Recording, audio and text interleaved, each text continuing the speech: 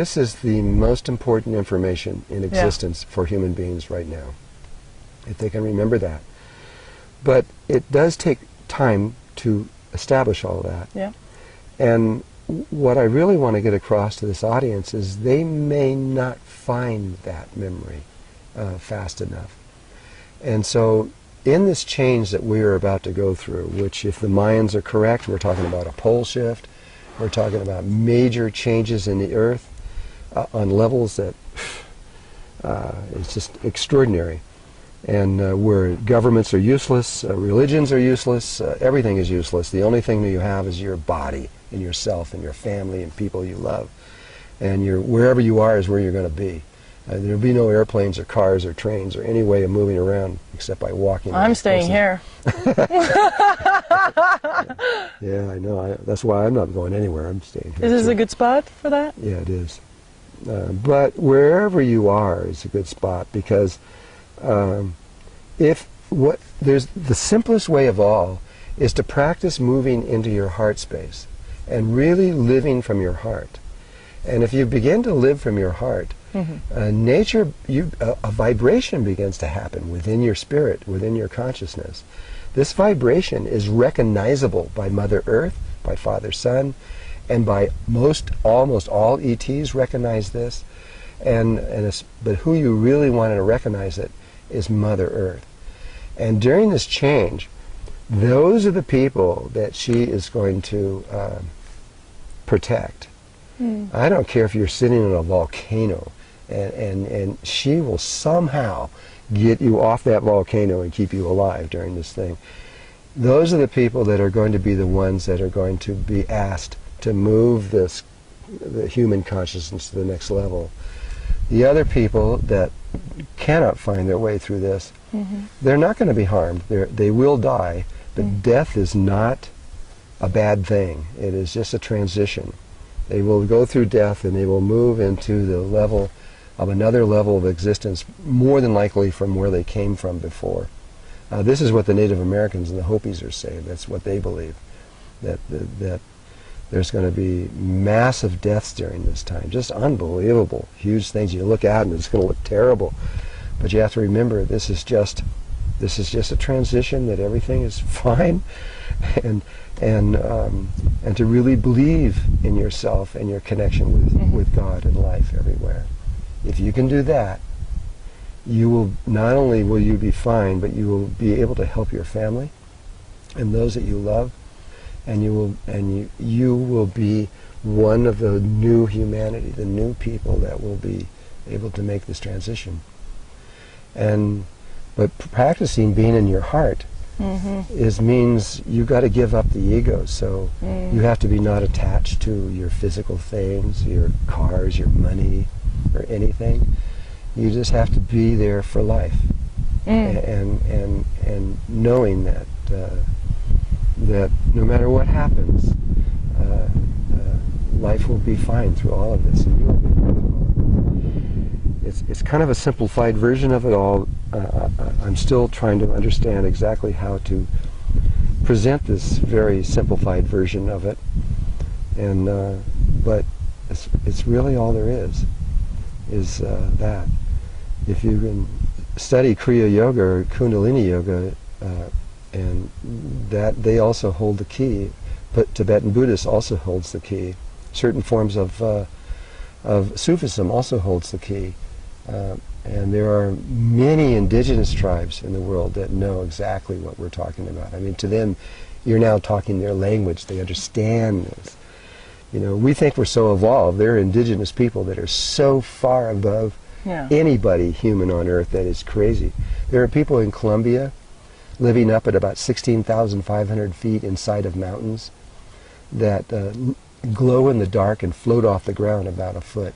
Those people are keeping us alive, keeping us more than anyone else. They're the ones that are keeping the world from going into total chaos. And they're the same ones that there are people that want to destroy them because they don't understand who they are. And it's really a shame. They won't destroy these people have gone beyond their ability to be destroyed, but still.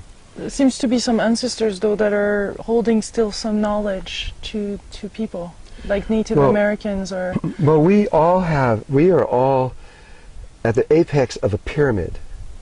We are of our lineage. And all of our lineages go down into all the lineages. You get down to the base and it's all pretty much one. And when you really get far enough down in there, and so whatever happens to us happens to a huge pyramid of life. And so we have a responsibility beyond ourselves in these times. These times don't happen very often, but when we're in these kinds of times of huge transition, we should go beyond thinking about just us. You know, will I survive? I mean, what kind of survival would it be anyway? It is the survival. We're not talking about surviving here so that you can continue on as a human being on Earth. We're talking about surviving on another level of existence, so we can take what was humankind and take it beyond to another level of existence. Wow, that expands the conversation. Well, that's what this is all about. Yeah. And the way that it happened on Earth, I mean, where other ETs came in and mixed in with us from other planets, and long time ago, and all the thing where they misused energy. It wasn't even human beings that did it, that caused all this massive problems. It looked like it was horrible what was happening. And then it all turned around right at the very end, and we became something of great value to all life everywhere. Who would have ever thought this was true? You know, nobody thought this was going to happen. But now we can see it happening. So we go, yeah, okay, well, this is where it's going to, this is the place.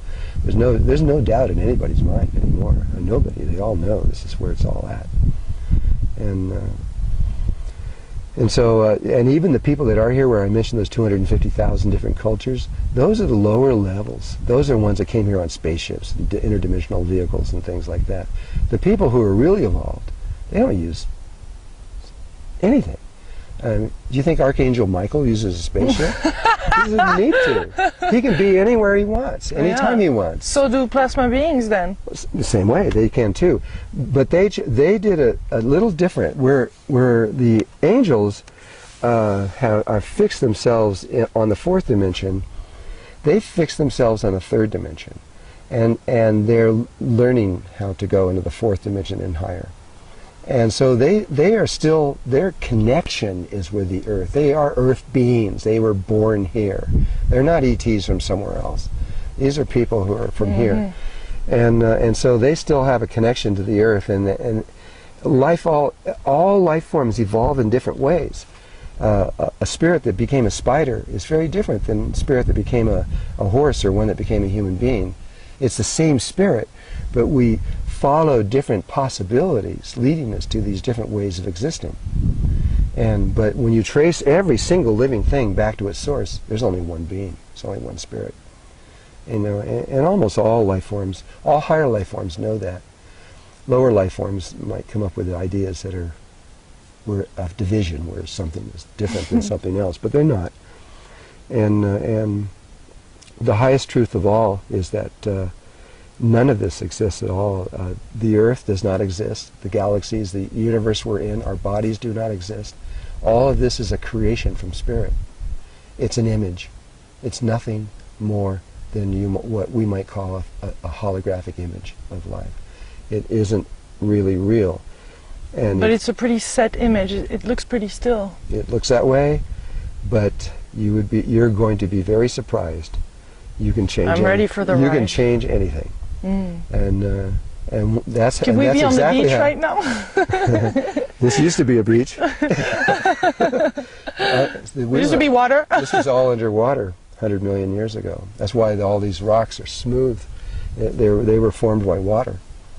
And three times. Yeah. And a lot of things are not explained in the textbooks. Huh? Even your trip, you were saying with Greg Braden back in '87, and now the pyramids and the Sphinx are No, People he are did. hiding things. Well, when he talked about the Sphinx, he was talking about Dr. Shock Oh, yes. and showing that the Sphinx had to be older because the wear patterns of Yes. 12 to 14 feet of water wear patterns takes a minimum of about 7,000 years or so to do that.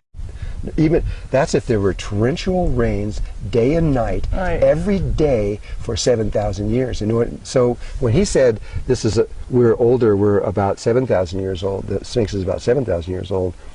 What he told me personally, and what he told John Anthony West personally, what they both told me was that, well, probably it didn't rain every single day for the last 7,000 years, torrential rains. It probably was much longer, and they put the Sphinx at about 200,000 years old. Or a minimum, I think they said, of 125,000 years old.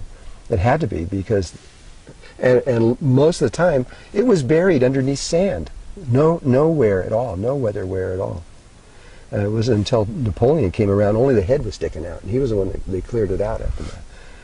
And so, we don't understand our history. No. We don't understand who we are or why we're here or what it's all about.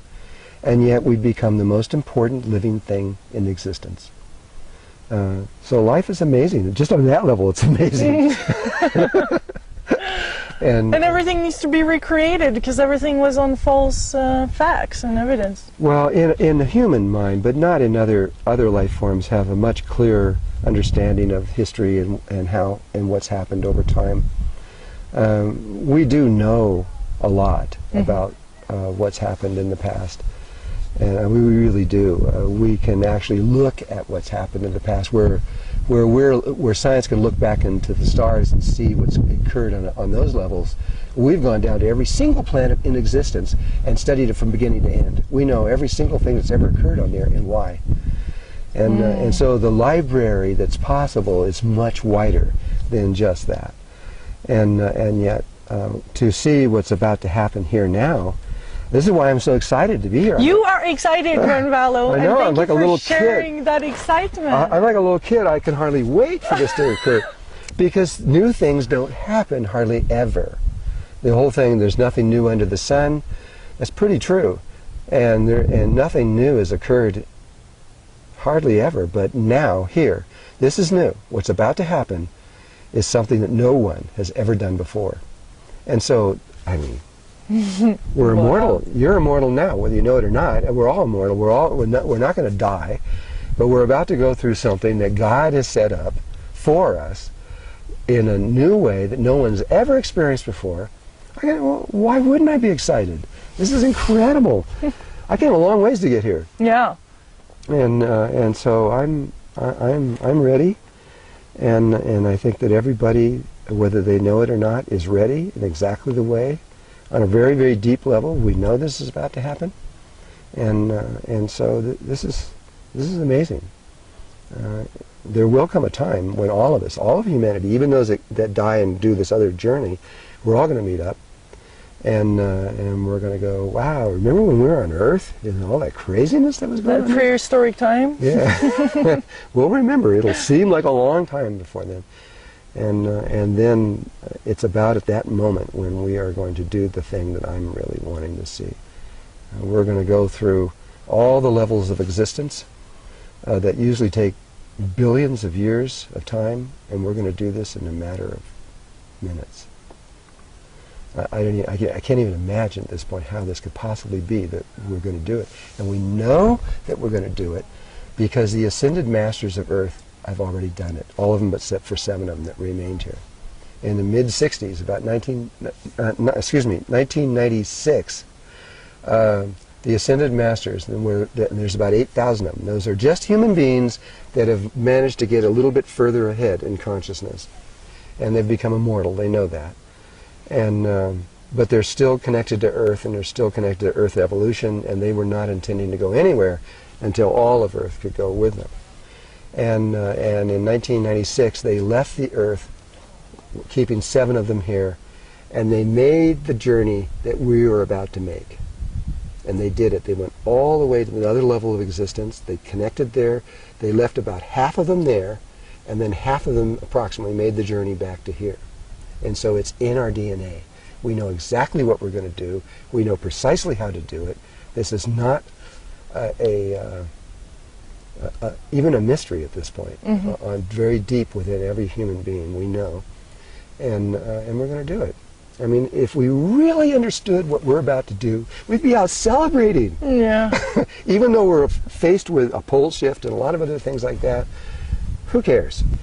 We are going to do something amazing and incredible, and we're going to be.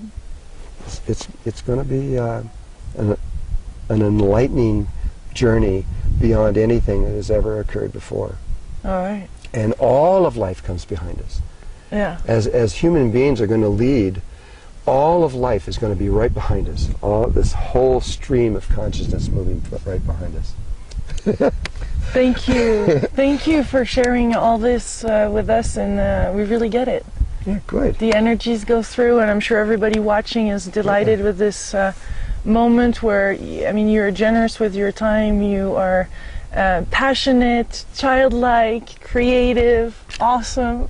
Yeah. Thank you. You are too. That's why I chose you to do this, because I like your spirit a lot. Thank you. Thank you. Okay. Well, much love from beautiful Sedona, and if you want to see more interviews, you can go to juicylivingtour.com. Much love. Bye. Okay.